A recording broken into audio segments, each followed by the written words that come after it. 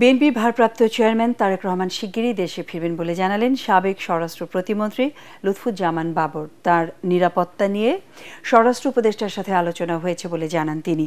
সচিবালয়ে স্বরাষ্ট্র উপদেষ্টার সাথে বৈঠক শেষে তিনি একথা বলেন। ভারতে বসে আওয়ামী লীগ বিভিন্ন ষড়যন্ত্র করছে বলেও অভিযোগ করেন সাবেক এই প্রতিমন্ত্রী।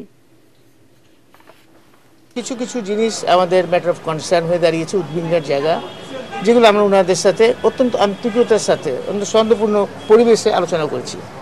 সেই সৌহার্দ্যপূর্ণ আলোচনার মধ্যে আমরা আসছি বিশেষ করে বর্তমান ইন্টারিম গভর্নমেন্ট, মাননীয় প্রধান উপদেষ্টা এবং বর্তমান সরকারকে সাহায্য করার জন্য।